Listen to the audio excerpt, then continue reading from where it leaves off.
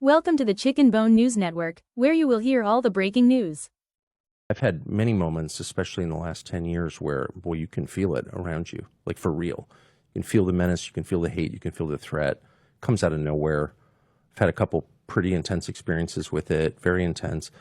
And they are followed invariably by the peace of God, by the Holy Spirit. And you know that God is using this moment for your benefit, your edification, and your joy. That is true, that out of tragedy, and it's such a cliche and it's such a kind of syrupy, hallmark, false assurance on the surface that I hesitate even to say it, but I've just lived it so much. I've lived it so much. That is absolutely how God has communicated with me in my life, like directly, is by contrasting his presence with the evil that you feel around you. And so it is, in a weird way, in the middle of tragedy, like a true blessing. And if you see a loved one, you know, we all go through this as we age. I've been through it a lot recently where someone you really, really love dies. And then you're just filled with this sense of the presence of God that's absolutely real. It's not, you're not manufacturing it. It's not like a immune response or something. It's like a presence from outside coming into you. 2 days before he died, he lost a $2 million donation because he had publicly pledged to bring me to the next Turning Point conference in December. And he told me over the past couple of months he was losing a lot of donations over that pledge. They put out a flyer basically saying that I was going to be at this event giving a speech.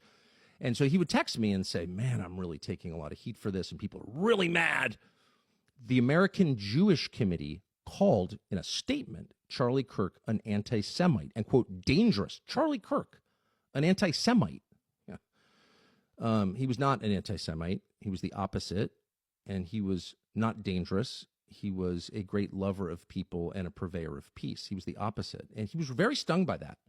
Those of us who've been called names for a long time are a little bit harder to offend. Charlie was deeply offended by that and expressed some of those feelings on Megyn Kelly's show and in other places. But that did not let up. The reason I'm telling this story is because he called me and then came to see me at my house about this topic. And I said to him every single time, look, it's, you know, I've got my own way to communicate my views. This is actually not the most important issue to me. There are lots of things I can talk about. I don't need to come to Turning Point. I can take a year off, no problem. I hated seeing how much he was suffering.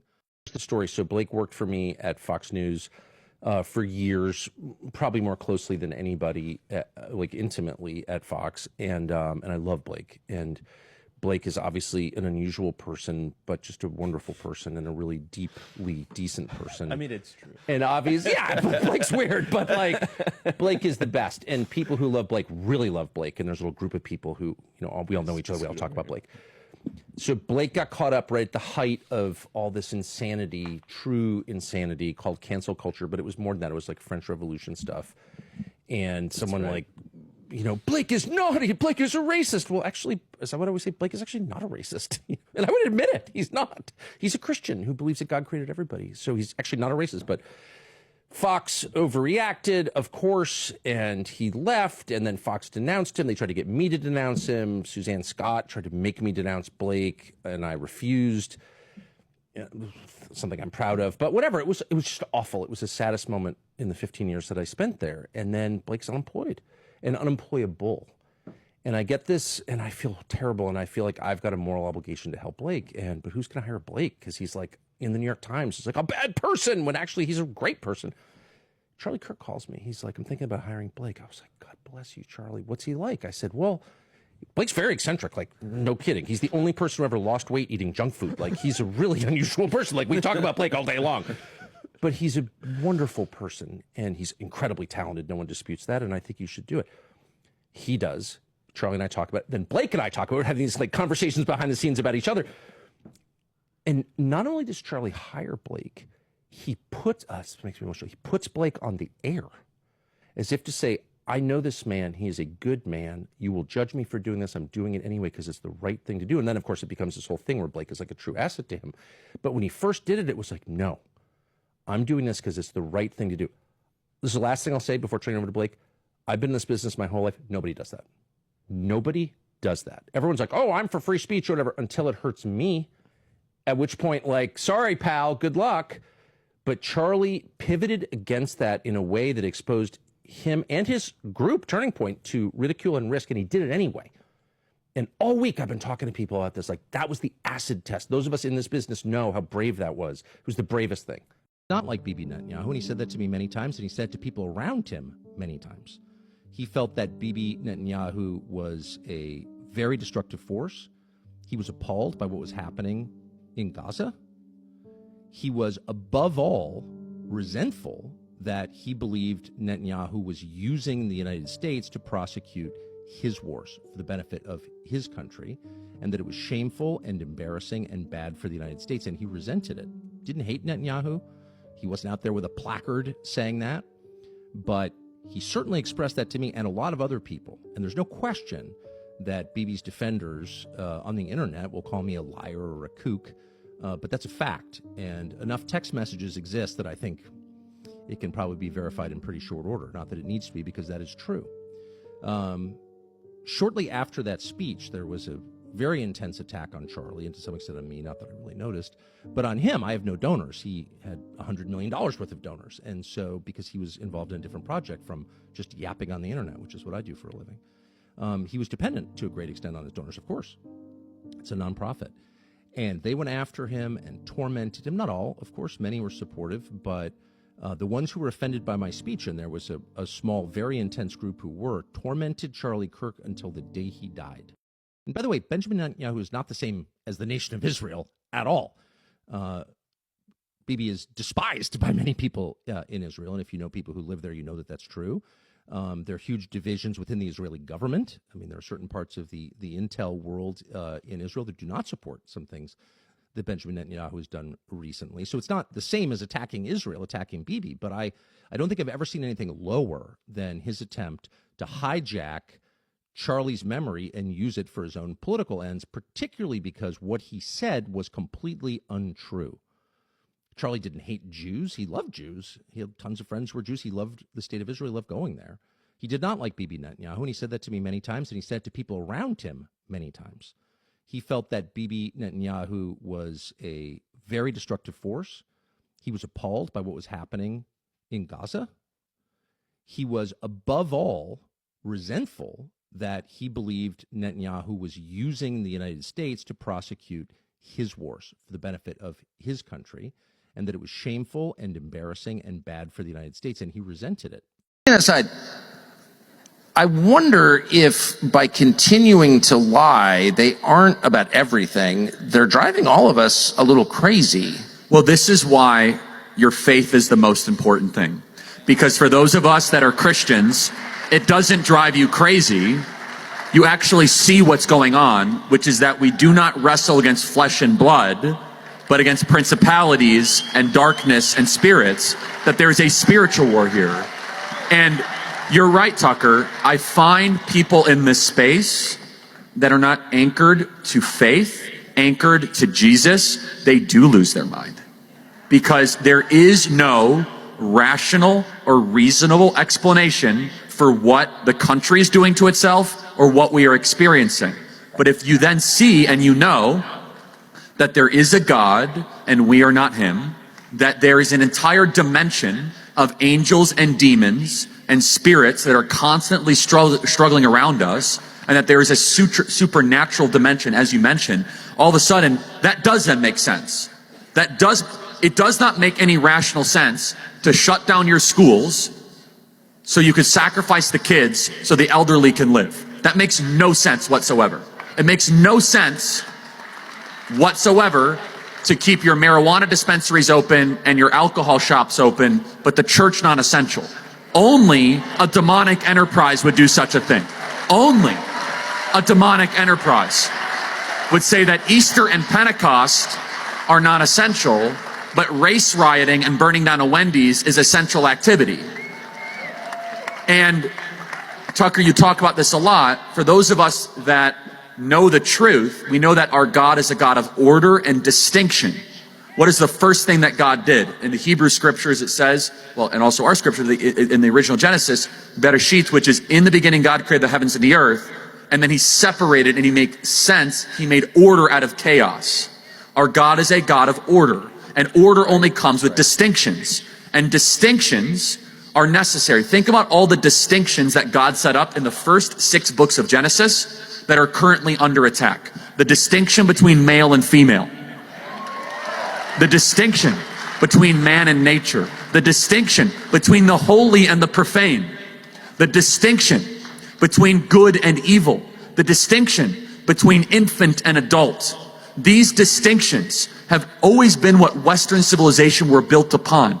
But it is Satan's goal to blur and eventually destroy those distinctions. Because those distinctions of which we get order, and if you do not have that order, then you have the closest thing to satanic chaos here in our country. Man, it's amazing to me personally to hear you say that and to nod in vehement agreement with every word that you said, considering I think I was the most secular person on planet Earth just like 10 years ago, and I've arrived at exactly those conclusions, I think inductively, but also instinctively. What you said is true. That is true what you just said. So, as someone else who's changed his mind about everything, and I'm happy to admit it, tell me about the progress of your thinking about politics. You're one of the reasons I respect you is because you've always been honest about how you think about things, and when you change your mind, you proclaim it loudly. The evidence changed, and so did my conclusion. I've heard you say that. So tell me what the progress was like for you. Yeah, and it's interesting. We're in Wichita, which is actually fitting because there is a reason that actually, you know where I'm going with this. I know exactly where you're going. There's a large black building nearby. Yeah, I don't know if it's black or white or it is rainbow. It might be rainbow, actually.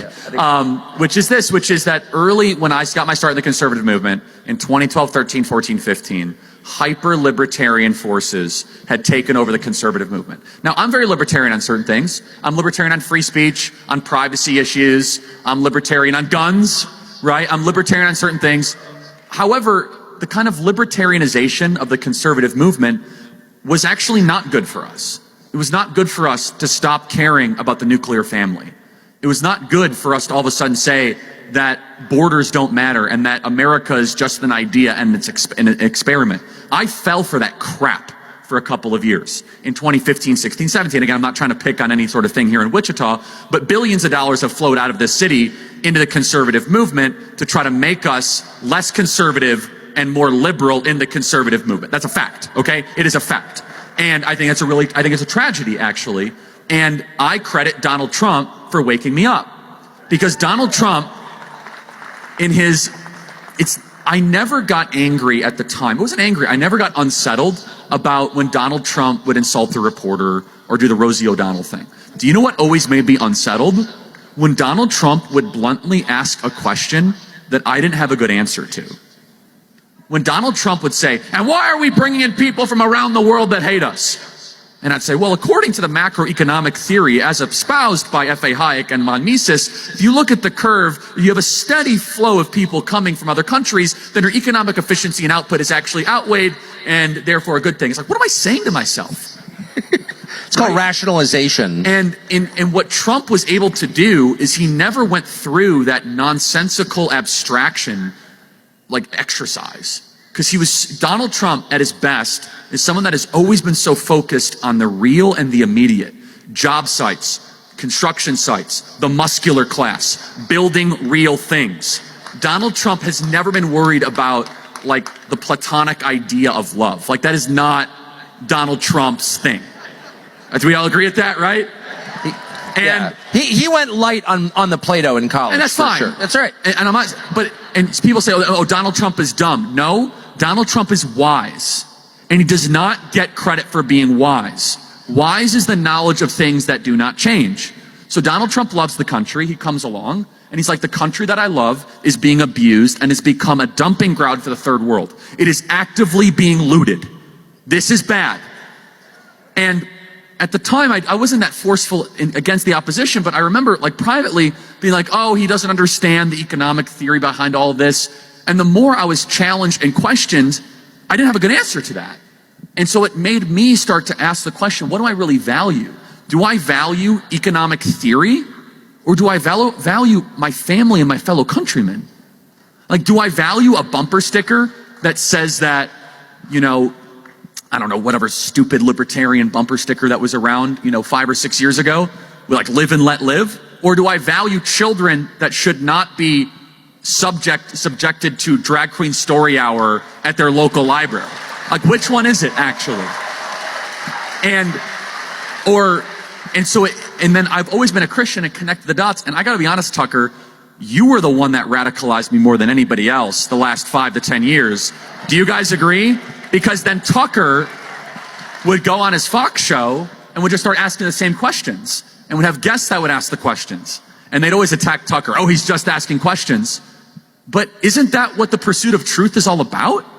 Isn't that what Christ our Lord did? And if you don't have good answers to simple questions, maybe you're not that deep. Maybe you've overthought yourself into some sort of word salad and you can't answer in a beautiful and a crisp way because you're actually not that deep and you're not protecting things that are good and that are true and everlasting and divine and eternal. And so for me, especially in 2017, 18, 19, where I said some really stupid stuff, it really made me go on this journey. And then when I met my wife and we got married and have children, all of a sudden I said, that's my mission statement. It's not about trying to defend democracy in Haiti. My mission statement is my children. My mission statement is to make sure my kids can be raised in a healthy, safe, clean, and orderly country and not have to worry about some foreigner that's been imported from the third world that is going to commit violence against them, that they're going to have to compete against them to buy a home, that they're going to have to compete against them to get a job. And so my mission statement changed from something that was distant and very, very far away in the clouds to what is immediate. And those of us that are conservatives, we must understand, and Tucker hit it in his opening address, it is easy and it is simple and tempting to say that you're fighting climate change. It's hard to raise good kids. And the people who want to fight climate change, they tend to not put any of their energy towards raising good people. Well, totally. I mean, no, I love it. I love everything that you're saying. And I just always think to myself, I never articulate it, but I think a lot of things I don't articulate. As my wife always says, you need to understand the beauty of the unexpressed thought. But I often think when I'm getting a moral lecture from one of, somebody in charge, which is the one thing they're really good at, is immediately seizing the moral high ground. People who have no basis for moral certainty seize the moral high ground and start lecturing you like you're a bad person. But I always think to myself, why don't you, let's just start with the basics. Why don't you make the same woman happy for 30 years and get back to me? Okay? Why don't we start there? Have you done that? Have you made the same woman happy for 30 years? I don't think you're capable of that, actually. I also don't think you could change a tire. So why don't you shut up? So yeah, because all that matters are the things that really matter. And by the way, this whole system is created, and I mean the economic system, in which Joe Biden voters own 70% of the nation's wealth and the useful people own 30%. The whole system is set up to give money and prestige to useless people who in a fair society would be screwed because they can't do anything. And that's the truth. So all the things you actually need in life are provided by a really small number of people who are also the worst paid. So I'm just throwing this out there, and I don't mean any offense to the Kochs, but I actually think that we could get by a week in this country without private equity. I just think we could. I think we could survive. I think we could do that if we all banded together. Do you know what I mean? Or like the payday loan people. I think we could probably make it without them. But we couldn't make it without farmers, people who grow the food, or who fix the cars, or paint the houses, or plumb the bathrooms. All the useful people are despised, and the totally useless people are deified. So it's how long could you live? If DEI consultants were eliminated tomorrow, would your kids come to you and say, Dad, I can't make it another day without a DEI consultant? Or school counselors. I don't know what to do. I don't have a school counselor. Some heavy-set, middle-aged lady pushing transgenderism on my kids. I don't know how we can exist without that. And the truth is, we'd be not only fine, but much improved.